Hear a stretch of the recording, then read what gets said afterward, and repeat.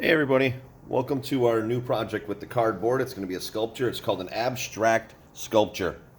And I'm not going to show you what an finished product looks like for this. I'm just going to show you how to make the pieces that will interlock together to make the sculpture. All right, so let's get started with this. First things first is an abstract sculpture. And what abstract is it's something that is completely strange and out of the ordinary, but it still comes together to make sense, that you can still figure out what things are. So this project has endless possibilities of what you want it to do. So what you are going to need is you're going to need cardboard pieces, and you're going to want to cut those pieces into different shapes: circles, squares, triangles, rectangles. A lot of times squares and rectangles are the easiest to work with, but triangles and circles gives you different looks to your project, and I like to try to use different shapes in order to get different looks for my sculptures. That way they don't all look the same. So what you want to do is you want to cut these pieces, these different shapes, to about the size of a Post-it note or a little bit smaller. You don't want anything too big, because one of the key things I tell you that you have to have on this is that you have to have it balanced on its own. You can't have anything propping it up. You should not have to use tape or glue or anything like that.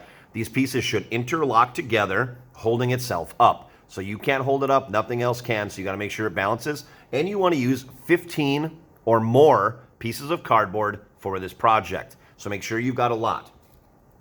Now my pieces that I have here, I just got a simple square. This is much smaller than a Post-it note.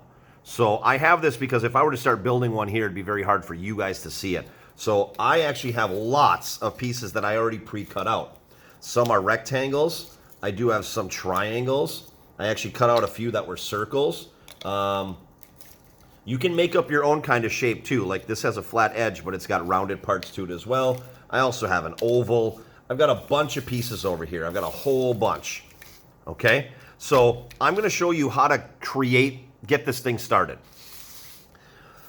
So what you're going to do is you're going to need a pair of scissors, your cardboard, and if you need it, a pencil or Sharpie or something to write with, because if you don't know where you plan on cutting on the pieces of cardboard to make them lock together, you can kind of draw and map out. So I'm going to do that to get started in case if you don't know. Now with a simple square, what I want to do is I want to cut out like this little skinny triangle on one of the sides. So let's say I'll put it right in the middle. I'm going to cut out draw this little skinny triangle. Now notice I didn't draw all the way over here, because I actually might want to draw another one here and maybe something here, because I could actually lock other pieces together with this. So I'm going to draw 3 on this one. Now, if you need your parents to help out or a guardian to help out to cut these, you can. Okay? Just cut these little notches out, these little triangles out, because these are areas where things can lock together. Now, what I probably would do for my project is I would get a whole bunch of pieces like this, cut out and already pre-made for me. I don't want to work on one, get that done, and then realize what I want to do with what piece I want to use next, and then start cutting it. I would just cut out a whole bunch of these, 15 or more of them. And you can get all the way up to 30 pieces if you want to. Just make sure that it balances. So that was how I drew on there, and I've got all these little notches on there so I can lock them together. So I don't need to draw for the next one, so I'm just going to start cutting out these little parts, little missing triangle pieces.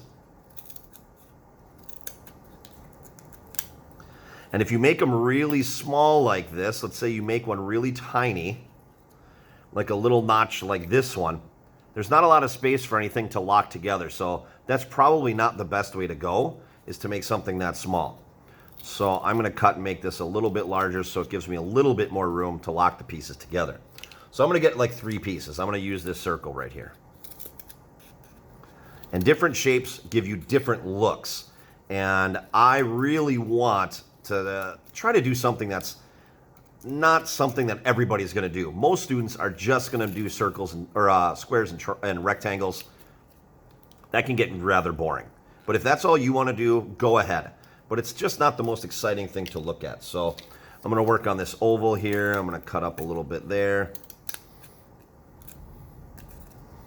Put one here. I tend to do about 3 little areas cut out on each shape. But as you can see in the document, sometimes if they had like a rectangle, they cut a little notch out of all 4 sides. And if you want to do that, you can, but it's your choice.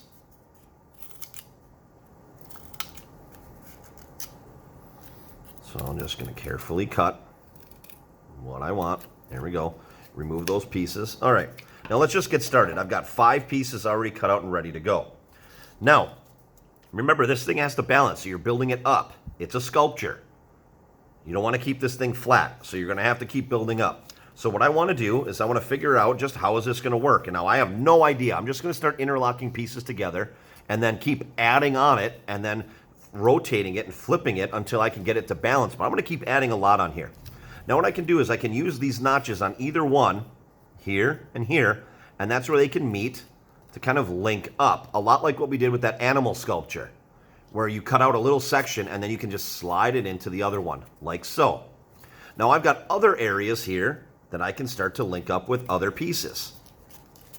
Here and here.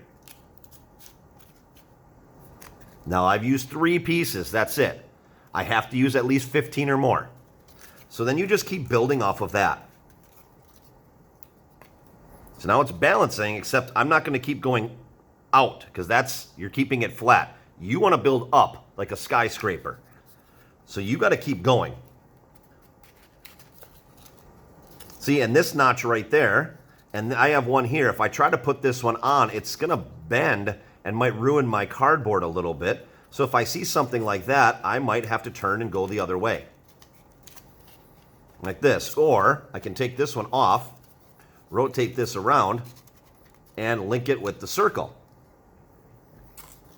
So I've got 5 pieces added in there already, and it does balance. It's a bit wobbly, and I'm going to keep building up.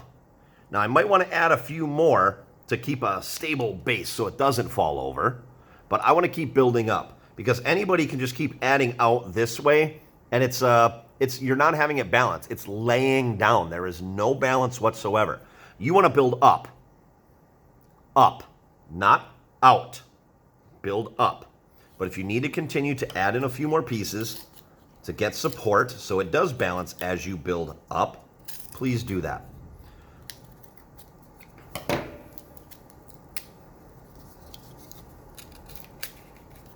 There's another one. Now I can continue to build up. So that's what you want to be able to do. Like I have a triangle here. Oh, I have not used a triangle shape yet. You know, there's a big cut right through the middle right there, so I don't have a lot of room, so I'll just do 2 cuts on that one. And then maybe I'll slide that in there. And I can continue to build. So there's my abstract sculpture. It's coming along quite well already. 1, 2, 3, 4, 5, 6, 7 pieces. And the minimum is 15. All right, so the minimum just means the minimum. If you want to build more, you can. I know that when I do this project for other students, they don't go with the minimum. They go with a lot. Some students actually try to set records and try to top each other, but we're not in class. But I did have one student who built a sculpture like this, and I did say that we have to use 15 pieces, and they ended up using almost 60.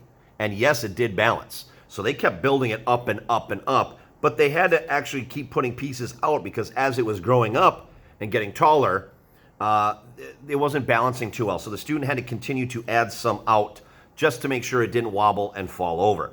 So you do kind of have to work on this little bits as you go and see how it's turning out. So this is the simple sculpture. So my advice to you would be pre-cut a whole bunch of shapes first. Get a whole bunch of them out like I have here, a whole bunch. Then the pieces that you want to start with, let's say 10, start pre-cutting a bunch of these little notches in on a whole bunch of them, like I did here, and then begin interlocking them together. Build up. If you have to build out, that's okay. You need that balance, but build up as you progress with your sculpture. Now, in my pictures in the document, I do show in there that you can add color and design things like that. If you do not want to do that, you do not have to do that at all. But it is kind of neat. I do have color, white cardboard here, so I would be able to add color, but you don't have to do that. I'm strictly looking for the sculpture, but if you want to add a little flavor to it, you can color it if you wish, but it's not needed. Just be careful when using the scissors to cut your cardboard. I don't want anybody to cut their hands. So if you really need parent or guardian help, or big brother, or big sister, whoever to help you out. You can ask for help, it's fine. But I want you to do the build on your own, get it to balance, get it to work. Take a picture, send it to me, and I want to see what you guys can come up with. These are pretty cool to work with. I love sculptures. They're very neat and can be super creative. And that's why I'm not showing you a finished example of mine, because there are way too many choices and options. It's an endless amount. So look at the pictures in the document to figure out what you can do. You can use heart shapes, star shapes, whatever that you want, whatever that you're willing to cut out. But I tended to stick with simple shapes: squares, rectangles, circles, and triangles. I stuck with those shapes. They're easier to lock together and to cut out and take care of. All right? So that's our goal for this week. Get a big sculpture, at least 15 pieces, get it to balance on its own, snap a picture, send it to me on Seesaw. I can't wait to see it. But keep your cardboard around, because we're going to be using it for another project. I have an idea of what we're going to be making, but you're going to need a little bit more cardboard than this. And I mean, a little bit more means bigger pieces to get this to work. Okay? So work on this sculpture for right now, the abstract sculpture. Get a picture of it and send it to me when you can. Good luck. I can't wait to see what you guys come up with. Take care and enjoy your week and have fun.